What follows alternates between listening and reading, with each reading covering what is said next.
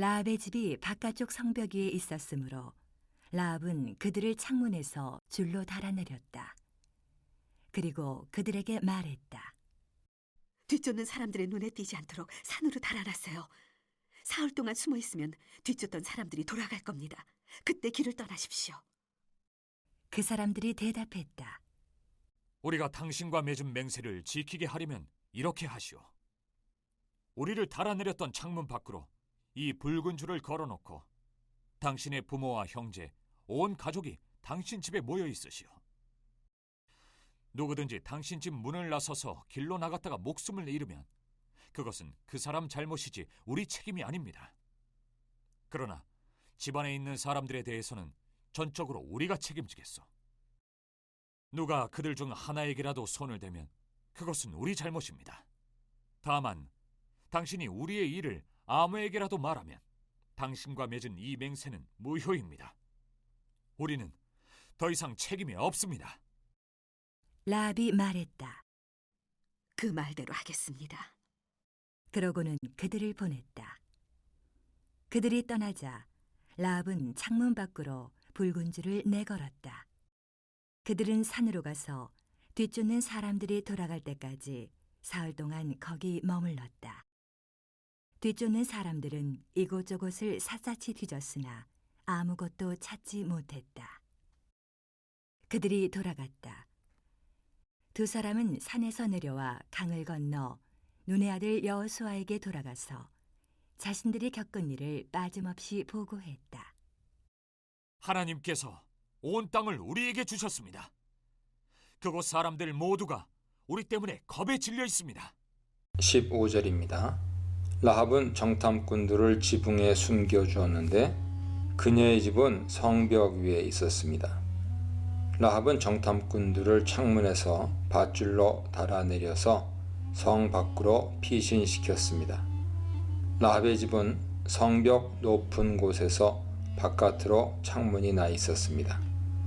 이 창문으로 붉은 줄을 달아내려서 신호로 삼았습니다.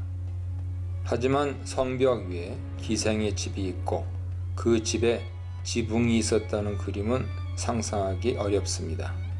또 여리고 도성이 무너질 때 성벽 위에 있는 집도 함께 무너졌을 터인데 라합의 식구들이 구원을 받았다는 진술도 이해하기 어렵습니다. 어떤 고고학자들은 여리고 성벽이 외벽과 내벽의 이중 구조로 건축되었다고 봅니다. 텔 엘 술탄을 여리고 유적지로 보고 여러 차례 발굴했는데 라합의 집은 여리고 성의 외벽과 내벽 사이에 위치해 있었을 것이라고 주장하는 이들도 있습니다. 또는 라합의 집이 내벽에 연하여 건축되었을 것이라고 보는 추측도 있습니다. 그렇다 하더라도 성경은 분명히 성벽 위에 있었다고 진술하고 있으니 무슨 까닭이 있지 않을까요?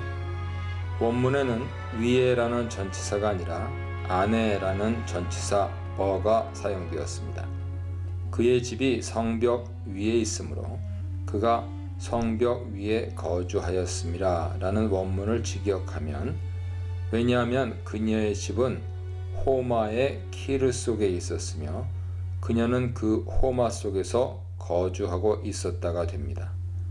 여기서 키르에는 정관사가 없고 호마에는 정관사가 붙어 있기 때문에 호마의 한 부분인 어떤 키르에 라합의 집이 지어져 있었다고 이해해야 합니다. 호마 안에 라합이 거주하고 있었다는 표현으로 미루어 키르는 호마에 부속된 일종의 구조물임을 짐작할 수 있습니다. 호마는 외벽이고 키르는 내벽이라고 주장할 수는 없습니다. 키르는 호마의 일부이기 때문이죠. 호마는 성벽이고 키르는 높은 담을 가리킨다고 볼 수도 있을 것입니다. 여리고의 성벽 중에 유난히 높이 솟은 벽이 키르였을 수도 있습니다. 라합은 그 높은 키르 속에 살고 있었으며 그 키르라는 건축물에 지붕이 있어 3대를 널어두기도 했을 것입니다. 또 성 밖으로 통하는 창문이 나 있어 밧줄을 타고 탈출할 수 있었다고 상상할 수 있습니다. 라합의 가족이 살던 키르란 부속 건물이 높고 성 밖으로 창문이 나 있다는 표현은 죄악의 도성을 탈출하는 창구를 함의한다고 해석할 수도 있습니다. 70인역은 키절을 생략했습니다. 공동역은 라합이 살고 있는 집은 성벽에 붙어 있었다로, 세번역은 라합은 성벽 위에 있는 집에 살고 있었기 때문에 라고, 개역개정은 원문에 가장 가깝게 그의 집이 성벽 위에 있으므로 그가 성벽 위에 거주하였습니다 번역하고 있습니다. 16절입니다. 성문이 닫힐 때 추격부대가 요단강으로 떠났습니다. 지금 돌아가다가는 허탕치고 오는 추격대와 마주할 확률이 높죠. 라합은 이처럼 치밀하게 계산하여 정탐꾼들의 도주를 돕고 있습니다. 성심껏 돕는 라합의 마음에는 이들이 잡히지 말아야 여리고가 해방된다는 염원이 있음에 틀림없습니다. 기생이란 신부는 성읍에서 천민에 속합니다. 게다가 라합은 가족이 있습니다. 이로미루어 라합의 대가족이 여리고 성에 살고 있으며 모두 하층민 신분으로 억압당하고 있었음을 짐작할 수 있습니다. 네 아버지의 가족을 직역하면 네 아버지의 온 집입니다. 곧 아버지가 지닌 모든 재산을 가리킵니다. 도성의 노예 체제에서 고통당하고 있는 사람이 멸망당하지 않으려면 여호와 하나님을 믿고 하나님의 백성으로 택함 받아야 합니다. 하나님은 착취와 억압으로 고통받는 사람들을 불쌍히 여기시지만 그들이 세상의 물질 문명과 우상 숭배에 빠져 있는 한 구원 받을 길은 없습니다. 세상이 멸망할 때 다 함께 멸망당할 것입니다.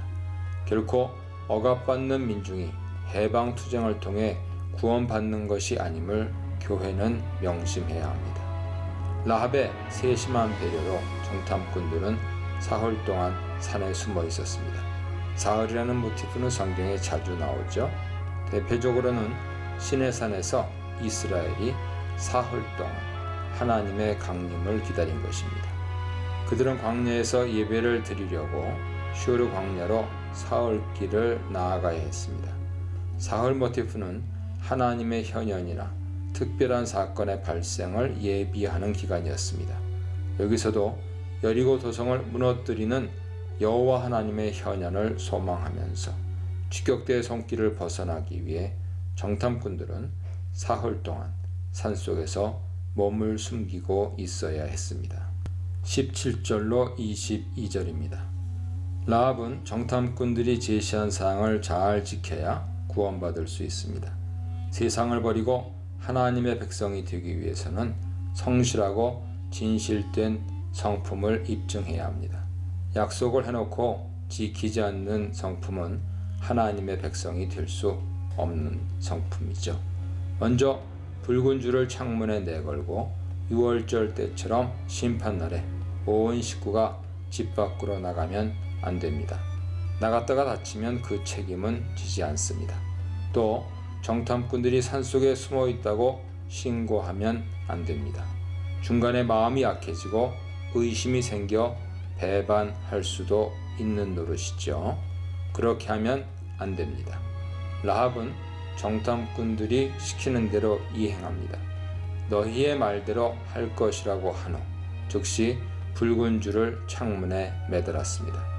라합의 뜻은 확고하고 여리고 문명이 종식되기를 갈망하면서 오로지 한 마음으로 하나님의 백성이 되기를 갈망하고 있습니다. 만일 라합이 약속을 어겨 구원받지 못한다 해도 이스라엘에게는 책임이 없는 것이죠. 23, 24절입니다. 정탐꾼들은 라합의 충고를 따라 무사히 탈주하여 진영으로 귀환했습니다. 그리고 여호수아에게 보고합니다. 진실로 여호와께서 그 온 땅을 우리 손에 주셨으므로 그 땅의 모든 주민이 우리 앞에서 간담이 녹더이다. 정탐꾼들은 여호와 하나님께서 온 땅의 주인이심을 확연히 깨닫고 감격에 겨워 고백합니다. 모세가 가데스에서 파견했던 12명의 정탐꾼들과는 판연히 다르게 보고합니다. 10명의 정탐꾼들은 가나안 점령이 불가능하다며 절망했습니다. 가나안 도성이 너무 높고 거인족 안악 자손들이 방어하고 있으며 난공불락의 요새들이 질비하다며 낙담했었습니다. 여호수아와 갈렙만이 쳐들어가자고 했습니다. 반면에 여호수아의 정탐꾼들은 모세의 정탐꾼들과 완전히 다른 관점으로 보았고 이스라엘은 상당히 성장한 영성을 보이고 있습니다. 라합이 정탐꾼을 구해줌. 정탐꾼이 라합 가족의 구원을 약속함. 정탐꾼이 이스라엘에게 구원받을 길을 알려줌에 대해 묵상해 보시기 바랍니다.